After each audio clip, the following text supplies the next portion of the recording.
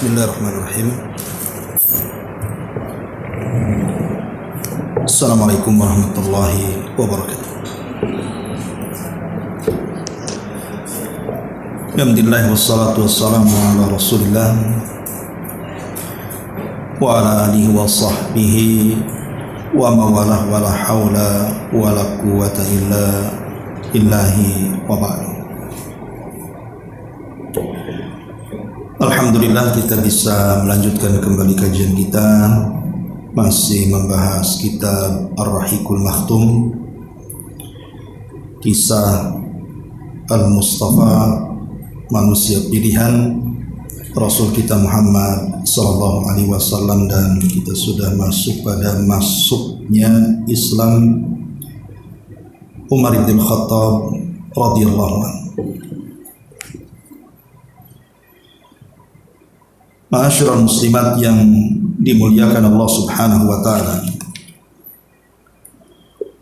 Bicara tentang masuknya Islam Umar bin Khattab radhiyallahu anhu, artinya bicara permulaan nampaknya kejayaan Islam. Karena Abdullah bin Mas'ud radhiyallahu anhu mengatakan, dengan masuknya Islamnya Umar, menjadi Islam itu semakin jaya dan semakin terang-terangan yang tadinya sembunyi-sembunyi. Bahkan para sahabat Nabi SAW yang tadinya ibadah tidak berani ditampakkan kepada manusia, setelah Umar radhiyallahu anhu masuk Islam, maka satu persatu mereka berani melakukan ibadah kepada Allah secara terang-terangan. Di sini mu'allif pengarang beliau mengatakan bahwa masuk Islam Umar itu pada bulan Dzulhijjah, artinya bulan yang sangat mulia. Karena bulan Dzulhijjah itu adalah bulan hurum,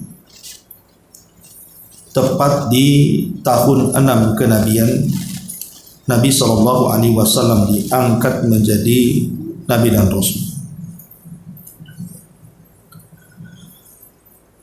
Lah nasab Umar sendiri itu berjumpa dengan Nabi SAW,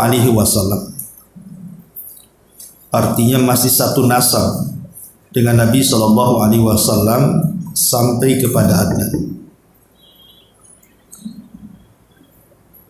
Di sini Al-Imam At-Tirmidzi menukilkan sebuah riwayat dari Ibnu Umar, dan hadis ini juga dikeluarkan oleh Imam At-Tabrani dari Ibnu Mas'ud dan Anas radhiyallahu anhuma. Nabi SAW bersabda, Allahumma a'izzal islama bi ahabbi rajulaini ilaika. Ya Allah, muliakan Islam ini dengan salah satu dari dua orang yang lebih engkau cintai. Kata Rasul, bi Umar ibn al-Khattab atau bi Abi Jahl ibn Hisham. Apakah itu Umar ibn al-Khattab atau Abu Jahal atau Amr ibn Hisham, tokoh dari pembesar Bani Mahzum, musuh Nabi. Tetapi kemudian Allah Subhanahu wa taala hanya mengabulkan satu saja, yaitu tentang keislaman Umar ibn al-Khattab, dan tidak diberikan kepada Abi Jahal ibn Hisham. Dan ini salah satu kemuliaan yang Allah Subhanahu wa taala berikan kepada Umar bin Khattab, karena hidayah itu diberikan kepada siapa yang dikehendaki Allah, bukan siapa yang dikehendaki Nabi. Nabi itu hanya mengharap saja dan berdoa, tetapi Allah lah yang mengabulkannya. Dari sini kita tahu bahwa taufik itu hanya milik Allah. Kita tidak bisa memaksa orang lain ingin seperti kita, tapi kita hanya bisa berharap hidayah Allah masuk kepada mereka lantaran kita. Karena Nabi SAW mengatakan kepada Ali radhiyallahu an, la an yahdiyallahu bika rajulan wahidan khairun laka min umrin na'am.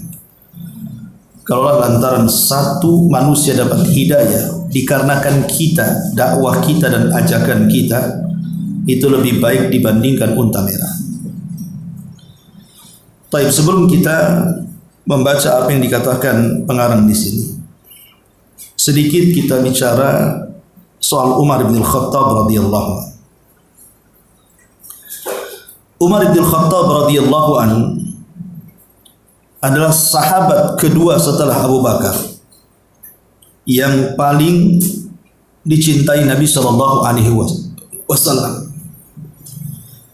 Bahkan diwasiatkan oleh Nabi sallallahu alaihi wasallam sepeninggal dia agar kita kembali kepada sunnah keduanya. Kata Nabi sallallahu alaihi wasallam, "Iqtadu bil ladaini min ba'di." Ikutilah sepeninggalku, kata Rasul, dua manusia terbaik. Kemudian Rasul mengatakan, ikutilah Abu Bakar Siddiq dan ikutilah Umar ibn al-Khattab. Inilah yang diisyaratkan dalam hadis Nabi sallallahu alaihi wasallam, "Alaikum bisunnati wa sunnatil khulafai rasyidin." Wajib atas kalian berpegang dengan sunnahku dan sunnahnya para khulafa rasyidin, di antaranya Abu Bakar dan juga Umar radhiyallahu anhum. Dan dia adalah orang yang pertama kali mendapatkan gelar Amirul Mukminin. Makanya ibu kalau membaca hadis innamal a'malu binniyat di dalam kitab Arba'in Nawawi, maka hadis ini diletakkan di hadis yang pertama kan. Di situ Imam Nawawi menukilkan hadis innamal a'malu binniyat dengan kata-katanya an Amiril Mukminin Abi Hafsin Umar ibn al-Khattab radhiyallahu anhu, dari Amiril Mukminin Abu Hafs radhiyallahu an Umar ibn al-Khattab. Lalu Abu Bakar digelari apa? Dia digelari Khalifatul Islam. Abu Bakar itu digelari Khalifatul Islam. Tetapi setelah kemudian Umar berkuasa sepeninggal Abu Bakar 2 tahun, maka kita tahu bahwa pembukaan daerah-daerah Islam itu kan meluas. Bukan hanya di sekitar Hijaz, tapi sampai ke Yaman, bahkan sampai ke negeri Syam, bahkan menguasai Persia dan sebagian Romawi. Makanya sejak itu kaum muslimin melakobi Umar dengan sebutan Amirul Mukminin, pemimpinnya orang-orang yang beriman. Dan Umar juga mendapatkan gelar Al-Faruq, sebagaimana Abu Bakar Siddiq radhiyallahu anhu mendapatkan gelar As-Siddiq, maka Umar juga mendapatkan gelar Al-Faruq. Al-Faruq itu artinya pembeda antara hak dan yang batil.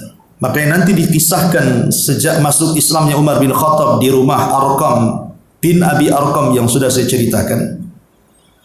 Disitulah kemudian Umar mengatakan kepada Rasul, "Rasul, bukankah kita di atas kebenaran?" Kata Rasul, "Ya. Kenapa kita tidak terang-terangan? Bukankah kebenaran itu harus tampak?" Akhirnya kemudian Umar pun mengajak para sahabat untuk sholat terang-terangan di hadapan Hamzah ibn Abdul Muttalib. Sejak itulah terpisahkan antara hak dan yang batil. Yang selama ini tersembunyi akhirnya terang-terangan. Ya. Dan banyak kemudian juga perkara-perkara kebatilan yang Allah Subhanahu wa taala ingkari lewat tangan Umar bin Khattab radhiyallahu anhu. Maka sejak itu dia mendapatkan gelar Al-Faruq, manusia pembeda antara hak dan yang batil. Ma'asyiral muslimat yang dimuliakan Allah Subhanahu wa taala, Umar juga adalah salah seorang sahabat yang disebutkan dalam satu redaksi hadis dari 10 sahabat yang dijanjikan masuk surga setelah Abu Bakar Siddiq radhiyallahu anhu. Nabi SAW mengatakan Abu Bakrin fil jannah wa Umar fil jannah wa Uthman fil jannah wa Aliun fil jannah, dan kemudian disebutkan sampai 10 sahabat dalam satu redaksi hadis itu. Abu Bakar di sorga, Umar di sorga, Uthman di sorga, Ali di sorga, Talha, Abu Ubaidah, Abdurrahman bin Auf gitu ya, sampai 10 sahabat. Dan yang lebih menakjubkan lagi, bukan hanya dihabar gembirakan dengan sorga Umar ini, tapi juga diperlihatkan istananya. Dan Nabi SAW itu pernah, apa kata Nabi SAW? Ra'aitul jannata fa idza ana biqasrin minadz dzahab. Aku diperlihatkan sorga, tiba-tiba di hadapanku ada istana yang megah terbuat dari emas. Kemudian Jibril bertanya, Rasul bertanya kepada Jibril, liman hadha ya Jibril? Untuk siapa istana megah ini? Li rajulin minal Arab. Ini istana untuk anak muda dari bangsa Arab. Kata Nabi SAW, fadhanantu annahu ana. Saya sangka itu saya, karena saya kan orang Arab. Kemudian Rasul masih penasaran dan mengatakan, ya Jibril liman hadha? Untuk siapa ini wahai Jibril? Maka Jibril pun kemudian mengatakan, li rajulin min Quraisy. Sorga ini, istana emas ini untuk anak muda dari suku Quraisy. Kata Rasul, fadhanantu annahu ana. Aku kira aku, karena aku jadi Quraisy kan gitu. Kemudian Rasul masih juga penasaran dan mengatakan, liman hadza ya Jibril? Tolonglah untuk siapa? Sebutkan orangnya. Maka kemudian Rasul mengatakan, li Umar ibnil Khattab. Ini istana milik Umar radhiyallahu anhu. Maka Nabi SAW penasaran seperti apa dalamnya istana itu.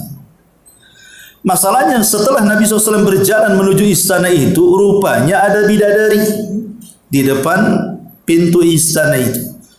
Maka Nabi SAW langsung menundukkan pandangan, kemudian berbalik arah, tidak jadi masuk. Padahal sebenarnya di sorga itu kan sesuatu yang haram kan halal, boleh saja melihat kan gitu. Tapi bagaimana Nabi SAW mengajarkan kepada umatnya untuk ghadul basar, menundukkan pandangan.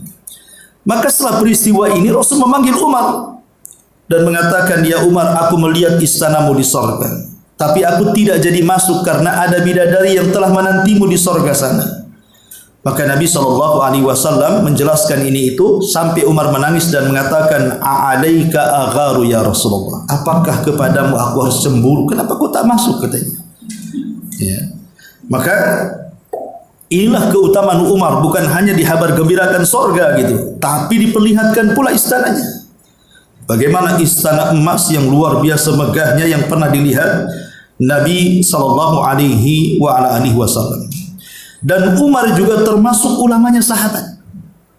Dia termasuk ulamanya para sahabat. Jadi para sahabat itu kalau ada apa-apa, beliau akan datang dan bertanya kepada Umar. Karena Umar itu dikenal dengan rajulun mulham, orang yang banyak diilhami, orang yang banyak diilhami Allah Subhanahu wa taala, sehingga Nabi SAW pernah mengatakan, kalau ada nabi sepeninggalku maka Umarlah orangnya, karena dia kalau memberikan ide itu selalu bercocokan dengan wahyu.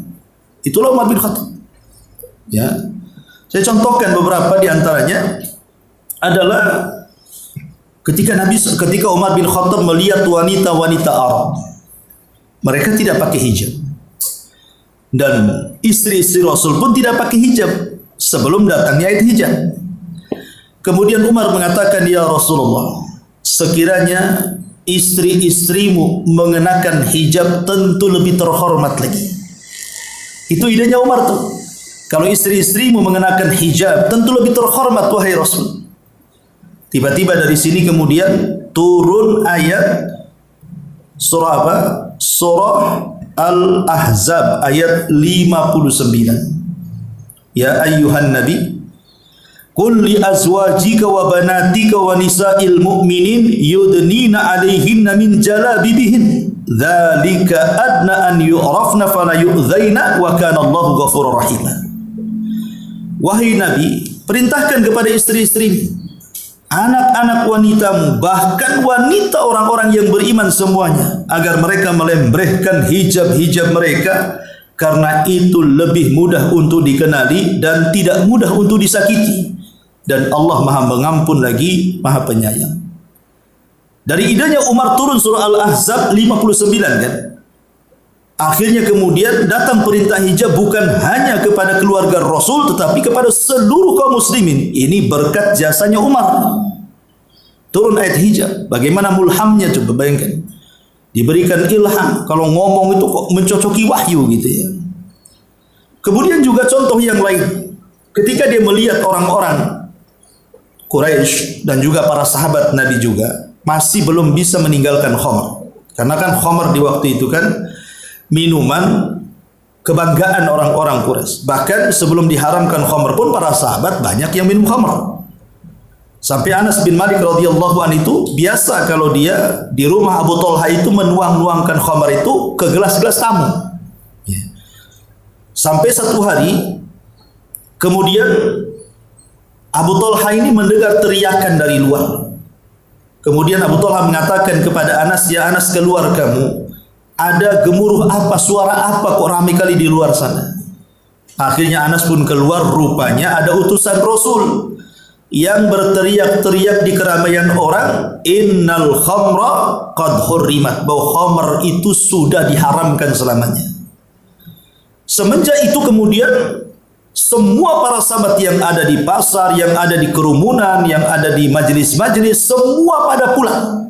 Kemudian mengambil khamr-khamr mereka, kemudian menuangkan di jalan-jalan. Sampai perawi hadis mengatakan hatta salat syawari'ul Madinah. Sampai gagang kota Madinah itu banjir dipenuhi dengan khamr yang ditumpahkan para sahabat. Lah pengharaman khamr ini sebenarnya awalnya itu idenya Umar sebenarnya. Jadi Umar ini melihat bahwa khamr itu tidak banyak manfaatnya, tapi lebih banyak madaratnya. Manfaatnya ada, tapi madaratnya lebih banyak gitu ya. Makanya Umar berdoa kepada Allah Subhanahu wa taala dan mengatakan, "Allahumma bayyin lana fil khamri bayanan syafi'a." Ya Allah, tolonglah jelaskan tentang hukum khamr ini sejelas-jelasnya. Maka turunlah ayat tentang khamr itu ada manfaat tapi sedikit manfaat tapi banyak madarat. Ada manfaatnya tapi banyak madaratnya. Diajak berpikir tuh. Ya, mau minum atau tidak? Minum ada manfaatnya tapi banyak madaratnya. Tapi Umar tidak puas karena belum diharamkan kan gitu. Maka Umar berdoa lagi kepada Allah, "Allahumma bayyin lana fil khamri bayanan syafi'a." Ya Allah, jelaskan sejelas-jelasnya tentang hukum khamr ini. Akhirnya turun ayat tentang menyempitkan, masih boleh minum khamr tapi disempitkan. Boleh kalian minum khamr tapi jangan waktu sholat kan itu. Wala taqrabu as-salata wa antum sukara. Jangan dekat-dekat sholat sementara kau mabuk. Nanti tak jelas pula apa yang dibaca masalahnya. Tapi Umar juga tidak puas juga. Sampai akhirnya kemudian Umar berdoa lagi, "Ya Allah, jelaskanlah hukum khamr ini sejelas-jelasnya." Turunlah ayat surah dari Al-Maidah 90-91. Ya ayyuhalladzina amanu innamal khamru wal maisir wal ansab wal azlamu rijsun min amali syaitan fajtanibuhu la'allakum tuflihun. Innama yuridu syaitan an yuqi'a bainakumul adawata wal baghdha fil khamri wal maisir wa yasuddukum an dzikrillah wa 'anis salati fahal antum muntahun. Wahai orang-orang yang beriman, sesungguhnya miras itu, minuman keras atau khamr, berjudi atau berkorban untuk berhala, termasuk mengundi nasib dengan panah, adalah kotoran, termasuk perbuatan setan. Maka jauhilah perbuatan itu agar engkau beruntung. 4 perkara ditekankan di sini. Khamr itu kotoran. Kedua, perbuatan setan. Ketiga, jauhi. Keempat, supaya engkau beruntung. Kenapa demikian? Sungguh setan itu bermaksud hendak menimbulkan permusuhan dan kebencian di antara kamu lantaran meminum khamr itu serta berjudi itu, dan menghalangi kamu dari mengingat Allah serta sembahyang. Maka berhentilah kamu dari mengerjakan pekerjaan-pekerjaan itu. Lihat, dan kenyataannya demikian kan.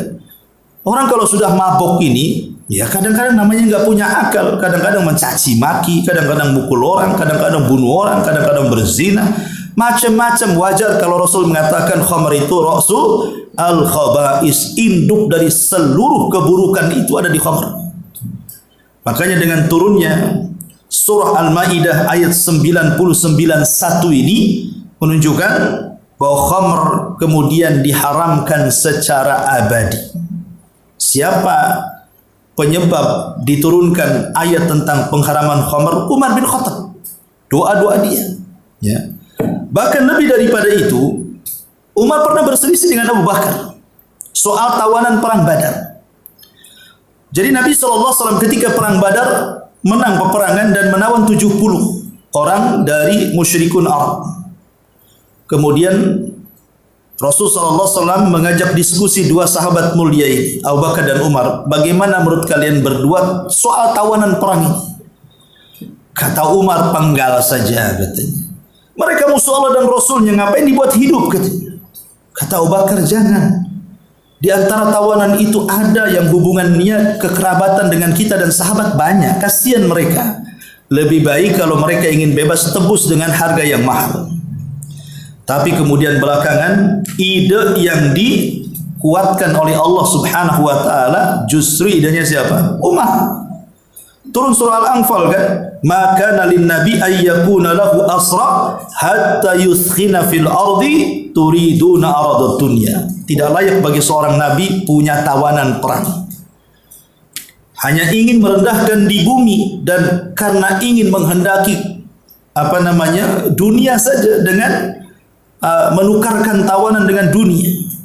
Turun ayat ini memperkuat idenya Umar bin Khattab radhiyallahu anhu. Subhanallah, bagaimana Umar radhiyallahu an setiap punya ide itu turun ayat Al-Quran, bahkan lebih daripada itu. Sebutkan dalam surah Tahrim. Jadi ketika istri-istri Nabi SAW protes, ya kalau demo terlalu kasar lah ucapannya, proteslah sama Nabi soal uang belanja. Ke ibu-ibu juga kan suka protes. Ya. Jadi Nabi SAW sudah berusaha keras memberikan nafkah kepada istri-istrinya dengan nafkah terbaik. Tapi ada sebagian istri itu yang masih kurang puas. Akhirnya kemudian Nabi SAW marah. Dengan kemarahannya Rasul tidak menggauli istrinya sampai 1 bulan. Sampai 1 bulan. Rasul SAW tidak mau menggauli istrinya. Akhirnya Nabi SAW menginap di tempat lain, tidak mau mendekati satupun istrinya. Tersebarlah isu bahwa Rasul menceraikan istri-istrinya. Ya tentu mertua-mertuanya pada ngambek lah kan itu sama anak-anaknya. Umar sama Hafsah ngambek gitu ya. Abu Bakar sama Aisyah juga marah. Kok apakan suamimu gitu bahasanya kan. Ya. Akhirnya kemudian Umar ingin menghibur Nabi SAW. Datanglah Umar ke tempat Rasul tidur. Rupanya itu tempatnya bersampingan dengan kandang kuda. Jadi itu pun pakai pelepah kurma. Jadi kalau Rasul pun tidur itu ya berbekas di situ. Jadi Umar pun menangis kemudian mengatakan, ya Rasulullah, lo orang-orang Kisra dan Romawi, raja-raja mereka enak di kasur empuk, ada dayang-dayang, kok pula seperti ini gitu. Engkau lebih berhak dibandingkan mereka.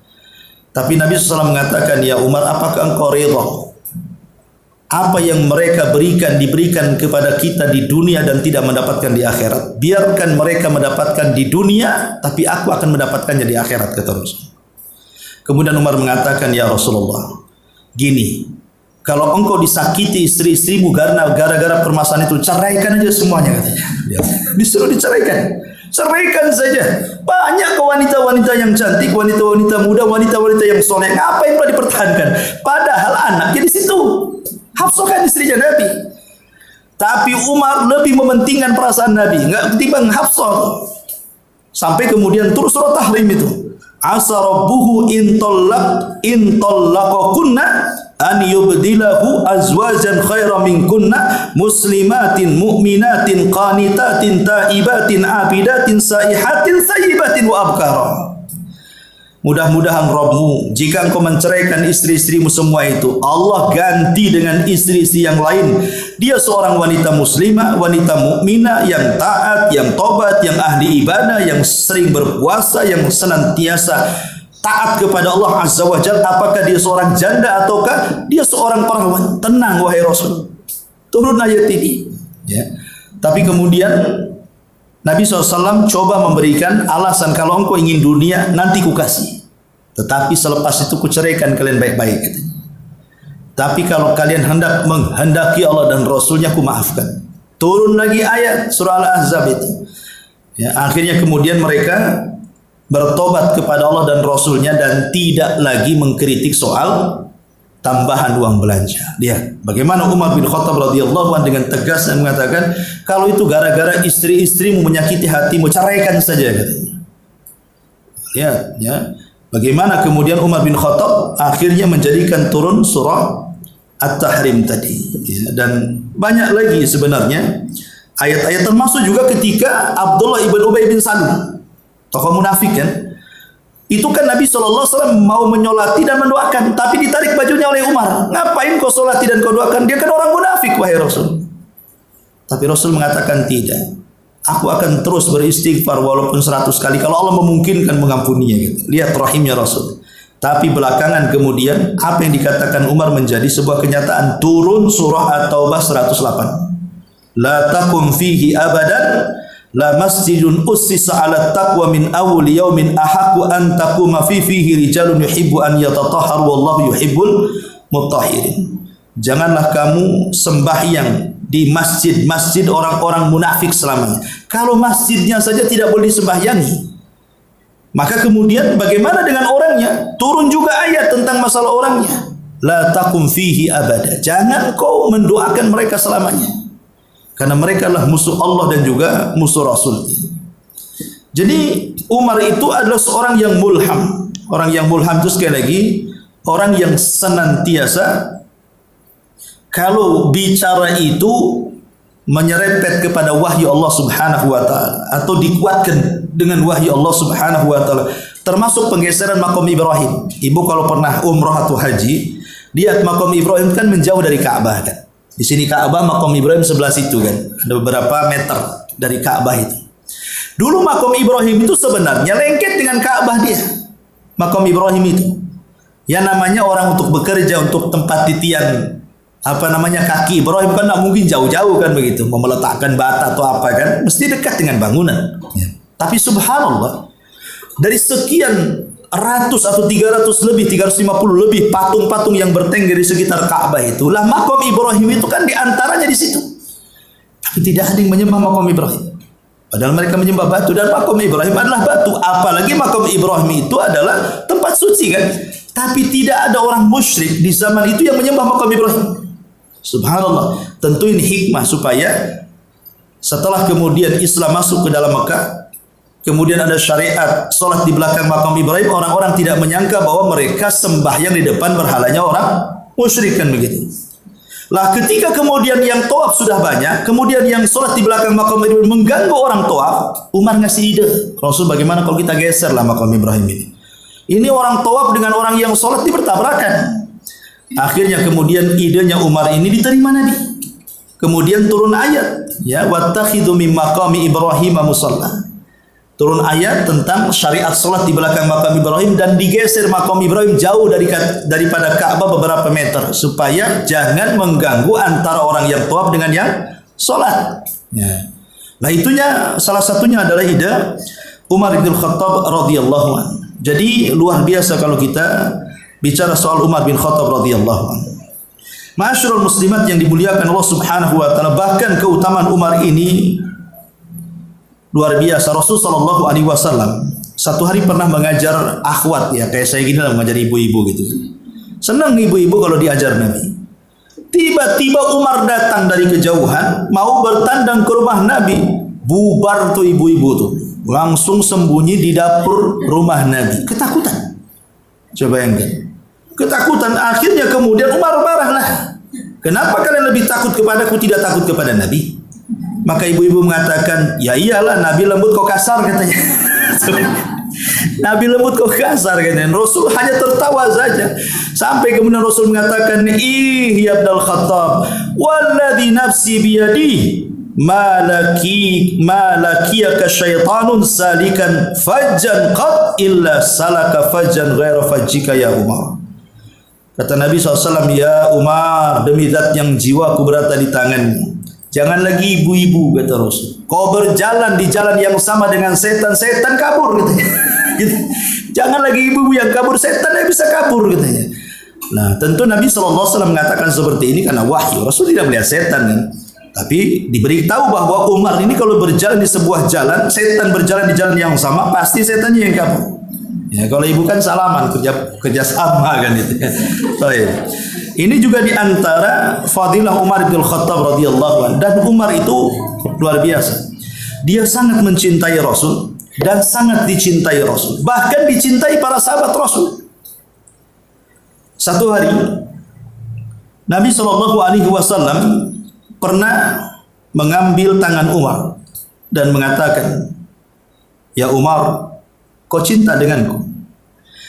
Maka Umar mengatakan, "Ya Rasulullah, la anta ahabbu ilayya min kulli syai'in illa min nafsi." Ya tentu Rasul, segala sesuatu tidak bisa mengalahkan kecintaanku kepadamu kecuali diriku. Kata Umar, kalau aku ya ndaklah, lebih aku cintai dibandingkan engkau. Tapi yang lainnya, apa pekerjaanku, istriku, anakku, semua manusia, tentu engkau lebih aku cintai. Tapi khusus diriku tidak, katanya. Maka Nabi SAW mengatakan, "La ya Umar." Oh, tidak bisa, berarti engkau belum mencintaiku. Akhirnya setelah itu Umar pergi.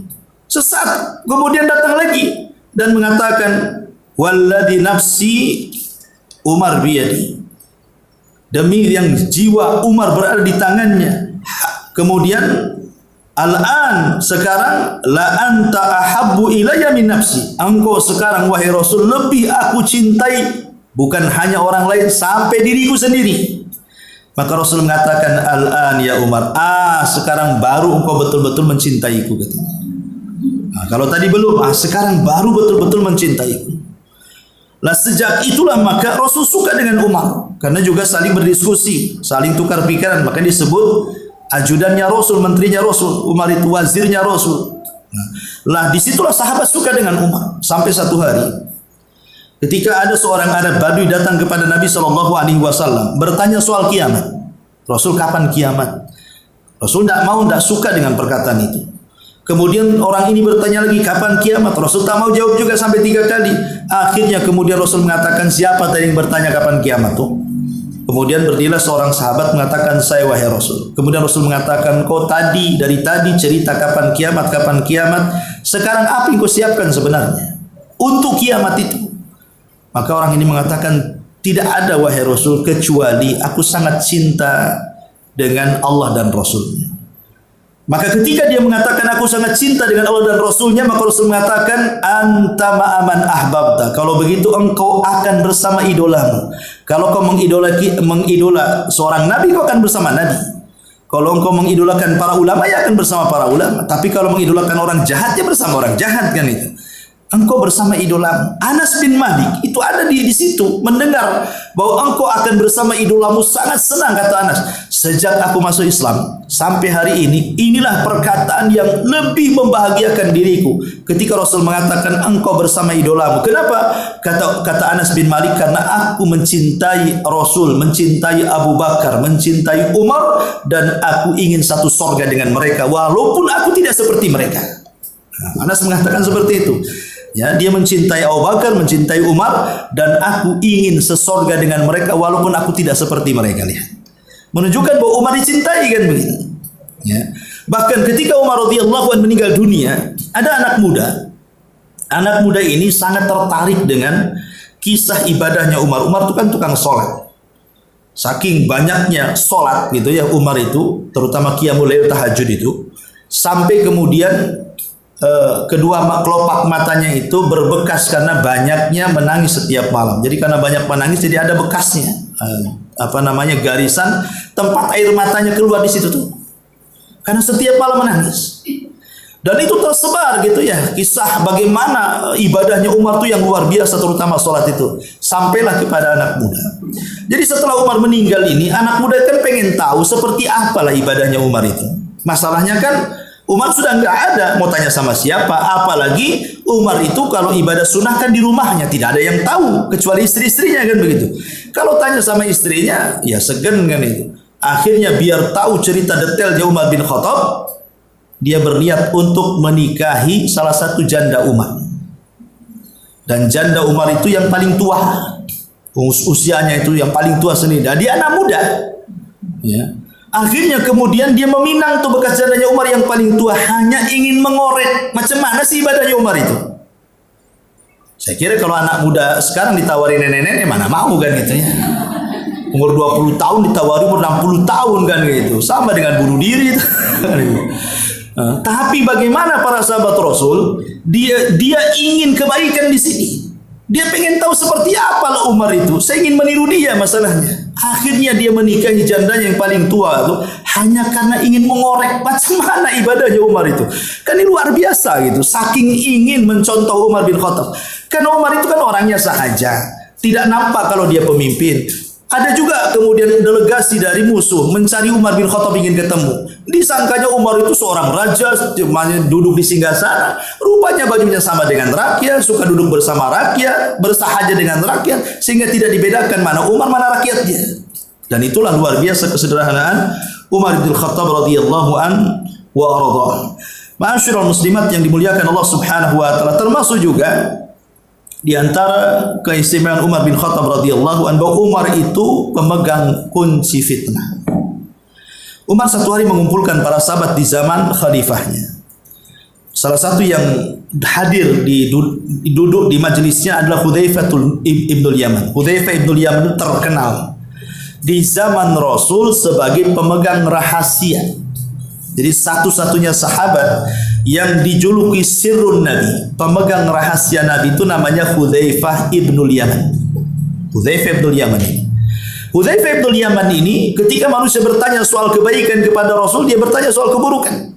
Ketika ditanya, kenapa engkau tidak bertanya soal kebaikan? Karena kalau sahabat datang kepada Rasul itu pasti tanya-tanya soal amalan kan. Rasul, apa sih amalan yang bisa masukkan aku ke surga? Apa amalan yang bisa menghapus dosa? Apa amalan yang bisa mengangkat derajat? Dan begitu sahabat, pasti yang baik-baik aja kalau bertanya kepada Rasul.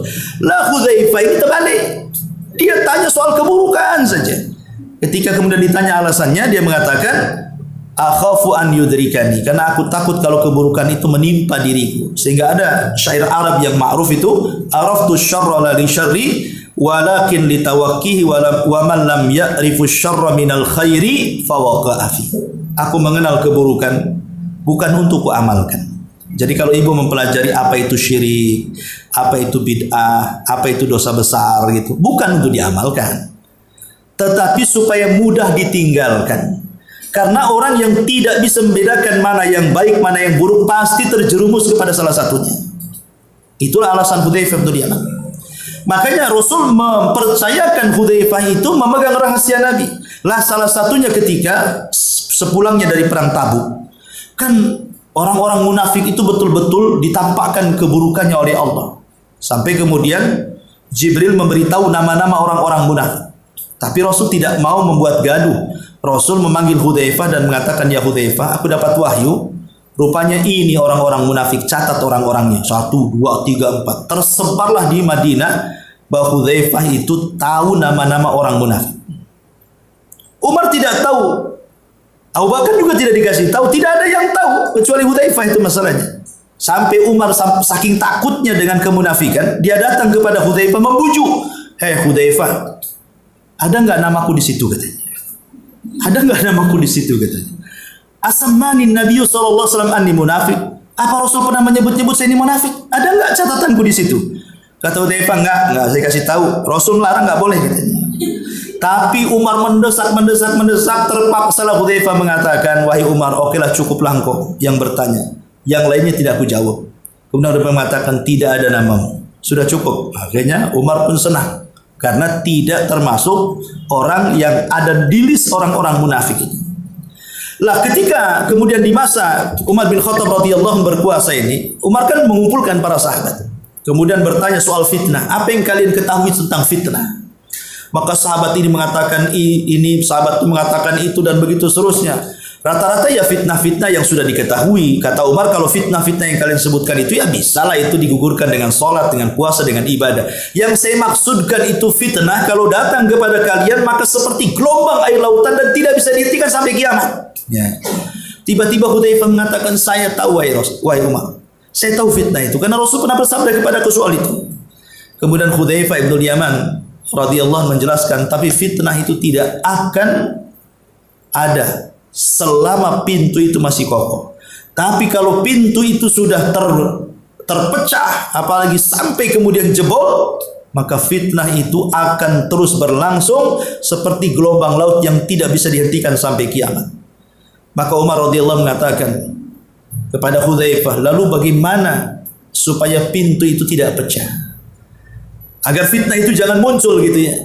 Maka Hudzaifah mengatakan, selama engkau hidup, karena engkau pintunya katanya. Artinya kalau engkau sudah mati, fitnah itu akan datang seperti gelombang. Maksudnya fitnah di sini adalah pembunuhan sesama kaum muslimin. Ya. Di zaman Rasul tidak ada peperangan orang Islam dengan orang Islam. Yang ada orang Islam dengan orang musyrik, dengan orang kafir kan itu. Di zaman Abu Bakar juga sama. Abu Bakar memerangi orang murtad, bukan dengan orang Islam.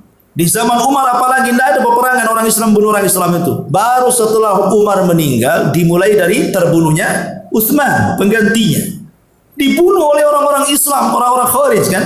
Setelah kemudian Utsman meninggal di zaman Ali, lebih parah lagi kalau kita cerita biografi Ali, ya si perang sampai mati itu cerita perang. Karena banyak perang di zaman Ali itu, dari perang Siffin, perang Jamal, perang Nahrawan, perang-perang, dan itu perang antar kaum muslimin, bukan dengan orang kafir kan itu. Ya, jadi sampai hari ini kita lihat bagaimana orang Islam bunuh orang Islam kan. Itu fitnah tidak mungkin bisa dihentikan sampai kiamat karena pintunya sudah pecah, tidak bisa diperbaiki. Pintunya adalah Umar ibn al-Khattab radhiyallahu anhu. Ya. Masyarul muslimat yang dimuliakan Allah Subhanahu wa taala. Dan segudang lagi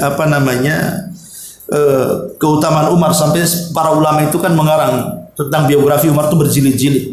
Ya. Banyak para ulama yang mengarang kitab biografi Umar karena memang menarik untuk dikaji. Banyak ibrah dan pelajaran dari perjalanan Umar ibn al-Khattab radhiyallahu anhu. Taib masyarul muslimat yang dimuliakan Allah Azza wa Jalla, bicara soal Umar bin Khattab. Umar bin Khattab ini sejak kecil hidup di lingkungan yang sangat keras sekali. Karena bapaknya Khattab itu penggembala unta. Kalau Rasul kan penggembala kambing. Beda kambing dengan unta. Kalau kambing itu mewarisi kelembutan. Makanya ada istilah para ulama sejarah itu min riayatil ghanami ila riayatil umami. Min riayatil ghanam, dimulai daripada Rasul memimpin kambing-kambing, ila riayatil umam, dari situlah dia akan memimpin umat manusia dan jinnya.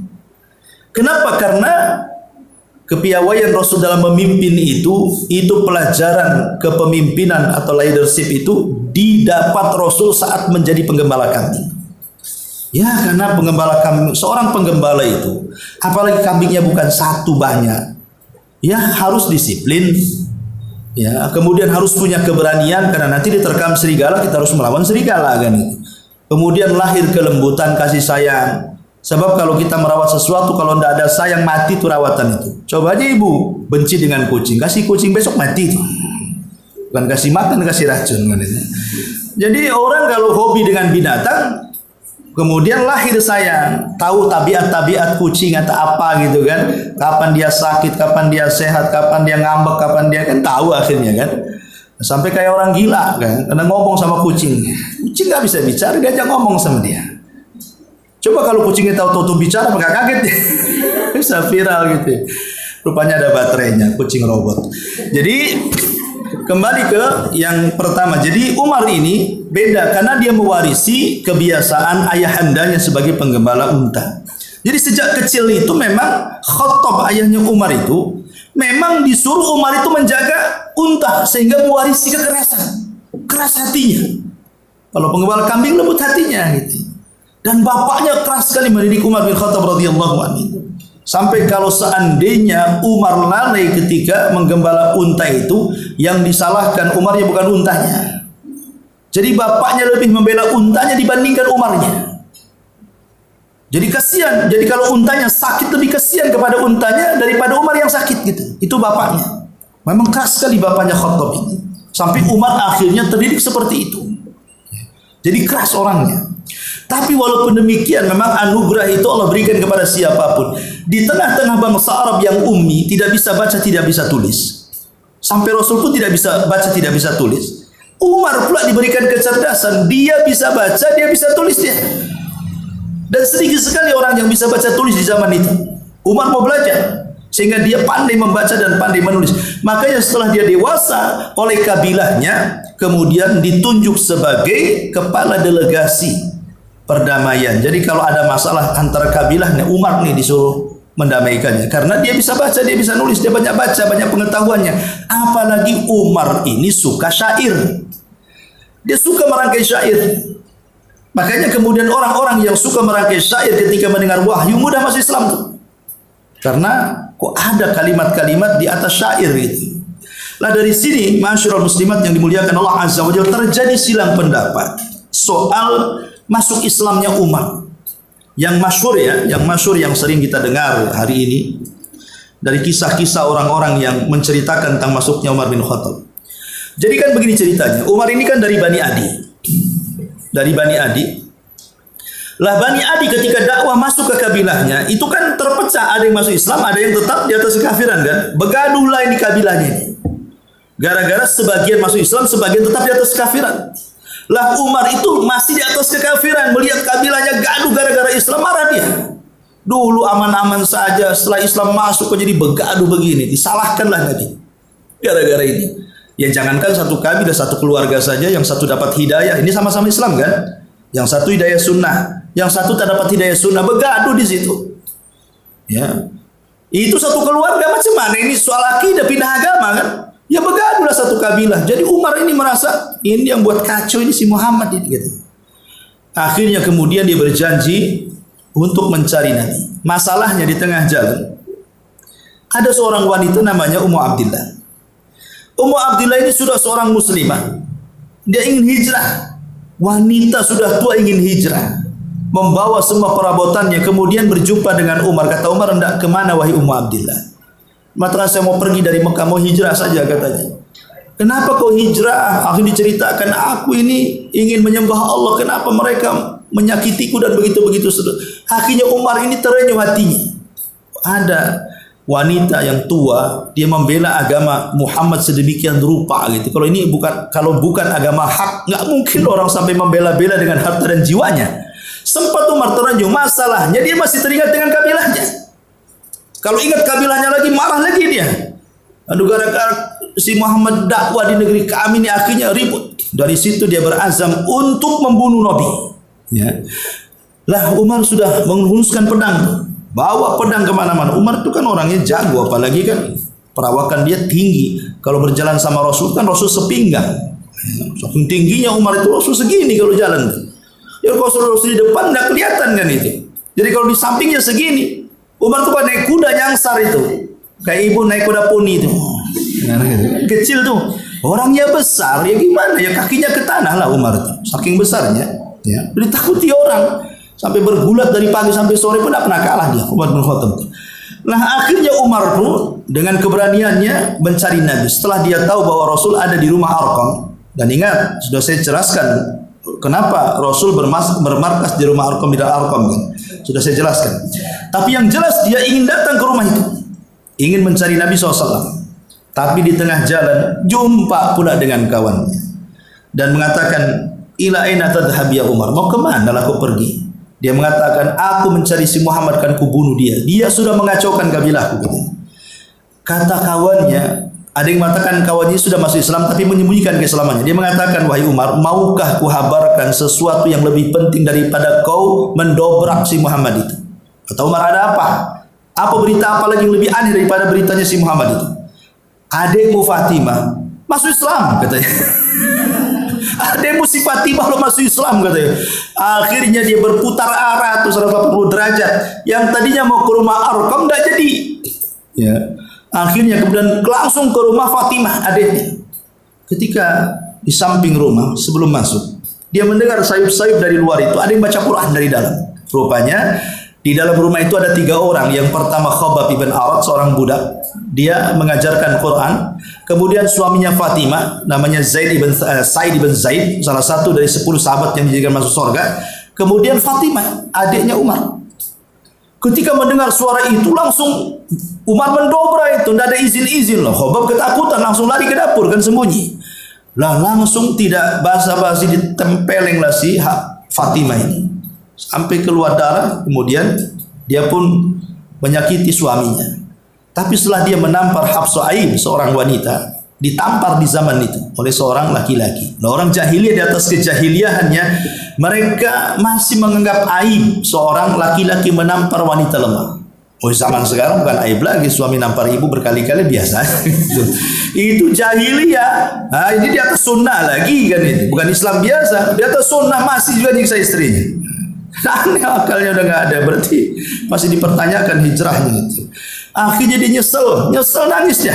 Kenapa dia tampar adiknya? Tapi Umar mengatakan, apa yang kau pegang itu, Fatimah? Karena dia sedang megang lembaran Quran, ya, wahyu yang ditulis Khabbab itu. Kata Fatimah, oh, tidak bisa. Abang ini masih najis. Kalau kau ingin pegang ini, mandi sana, katanya. Akhirnya dia mandi.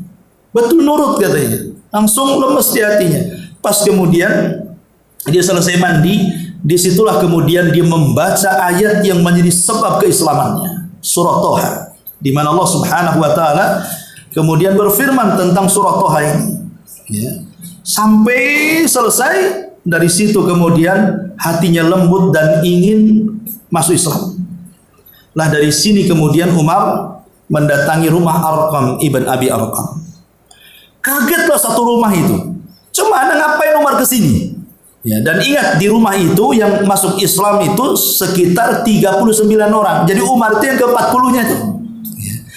Lah kebetulan di rumah itu ada Hamzah Asadullah, yang kemarin sudah kita ceritakan keislamannya. Kata Hamzah, biarkan Umar ke sini. Kalau dia datang membawa kebaikan, ahlan wa sahlan wa marhaban. Tapi kalau dia mendatangkan keburukan, pedangku yang akan menebas lehernya. Rupanya Umar datang menghadap Nabi SAW, tiba-tiba dia bersyahadat di hadapan Rasul, di hadapan 38 sahabat, dan dialah yang menutup keislaman di rumah Arqam ibn Abi Arqam dengan keislaman Umar. Tutuplah markas itu, karena sudah terang-terangan lagi, tidak ada sembunyi-sembunyi lagi.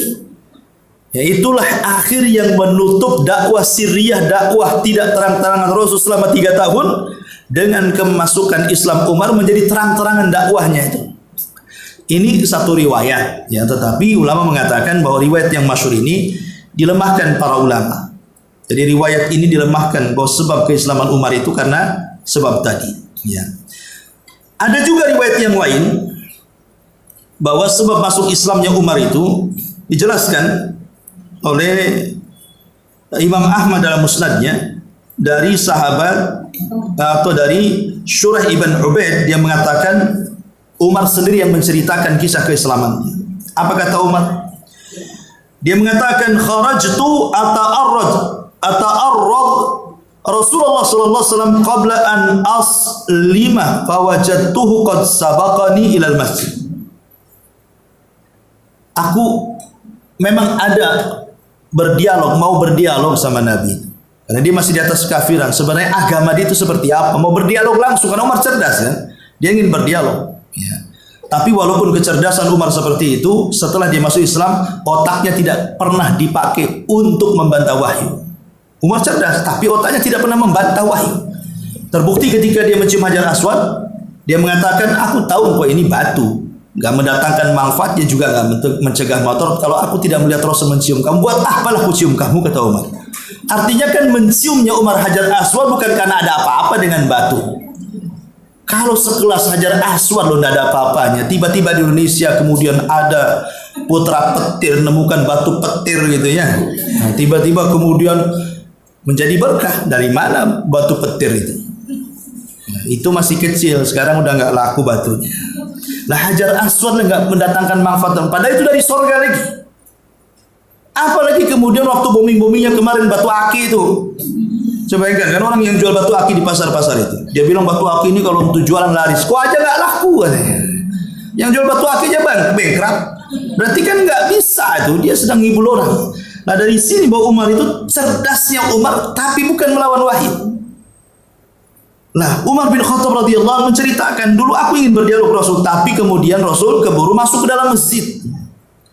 Maka aku pun berdiri di samping masjid. Kemudian tiba-tiba Nabi SAW sholat dan membaca surah Al-Haqqah.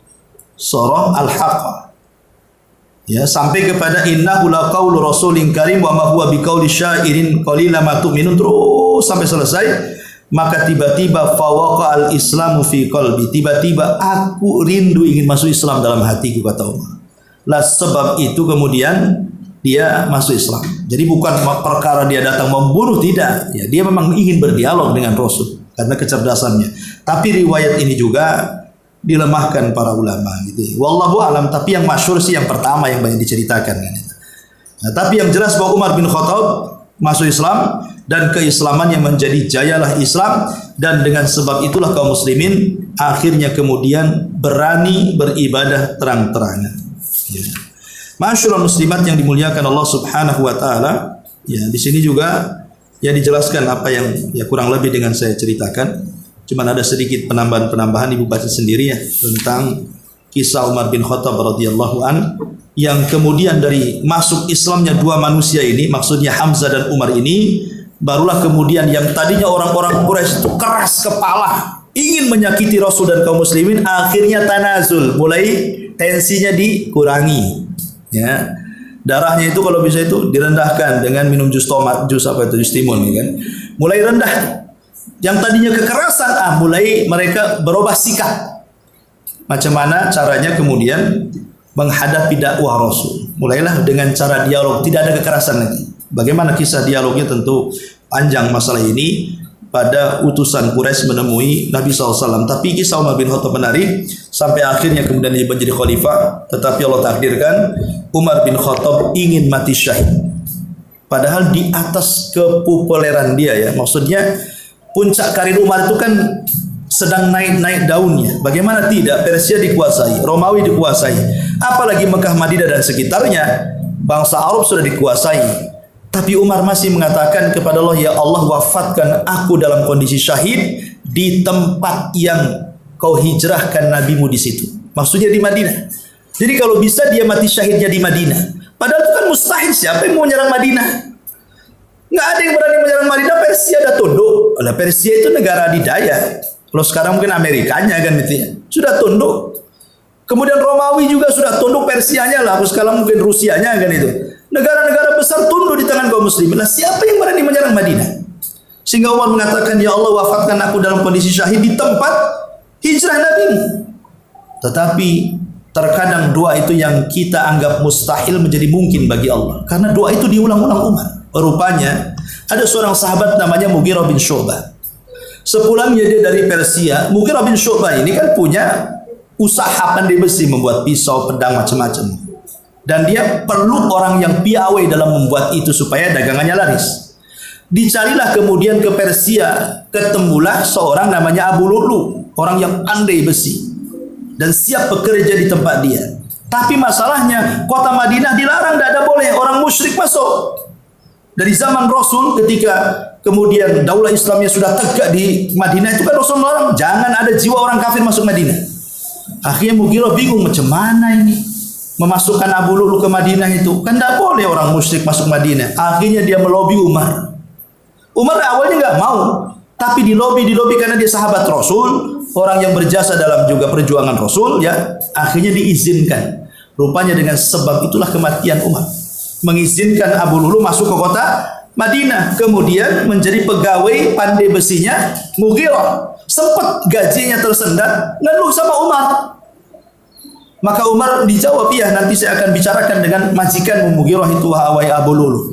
Kemudian Umar mengatakan, tapi tolong buatkan untukku pisau yang bagus, kata Umar. Kata Abu Lu'lu, baik, aku akan buatkan pisau terbaik yang akan dibicarakan di timur dan barat, katanya. Cuma jawabannya begitu. Baik Umar, aku akan buat pisau yang pisau ini akan terkenal bukan hanya di barat tapi sampai ke timur, katanya, ke selatan dan ke utara. Rupanya pisau yang dipesan Umar itu pula yang menjadikan Umar mati dengan pisau pesanannya itu. Karena ketika pisau sudah jadi, kemudian direndam racun beberapa hari, sampai ketika ada kesempatan karena dia dendam karena Persia jatuh ke tangan kaum muslimin, maka Abu Lu'lu mengendap-endap, kemudian pura-pura sholat di saf pertama, karena masih di zaman itu kan gelap, nggak tahu kalau Abu Lu'lu itu siapa, dia sahabat Rasul, apalagi wajah kemudian tidak nampak, disangkanya orang Islam sholat. Rupanya setelah satu rakaat subuh, masuk ke rakaat yang kedua, Abu Lu'lu mengeluarkan pisau, kemudian ditusuk oleh Umar bin Khattab di atas kegelapan itu. Sampai Umar mengatakan apa? Akalatni kalbun, akalatni kalbun. Oh, anjing sudah menggigitku, anjing. Padahal tusukan pisau. Sampai akhirnya darah mencucur, Umar pun pingsan, digantikan sholatnya oleh Abdurrahman bin Auf. Kemudian Abu Lu'lu pun berhasil membunuh beberapa sahabat, akhirnya belakangan dia bunuh diri dan mati juga di situ. Ya. Kemudian Umar tidak tertolong, akhirnya kata tabib, nggak bisa Umar sembuh karena obat yang masuk itu selalu keluar dari tempat lukanya. Maka kemudian Umar memanggil putranya Ibnu Umar, siapa yang menusukku? Kata Ibnu Umar, dia adalah budaknya Mughirah.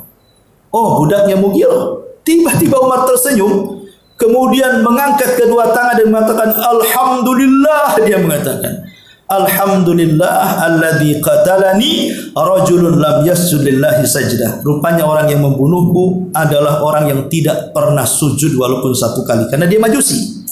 Artinya Umar dibunuh orang kafir alias syahid. Berarti Allah kabulkan keinginannya. Mati syahid di tempat hijrahnya Nabi, dibunuh oleh orang kafir. Ya, itulah. Makanya jangan pernah menganggap bahwa doa yang mustahil itu akan mustahil selamanya. Tidak, bagi kita mustahil, tapi bagi Allah semua mungkin. Wallahu a'lam bishawab. Saya kira cukup. Tidak ada pertanyaan, saya harus cepat-cepat. Subhanallah wa bihamdika, asyhadu an la ilaha illa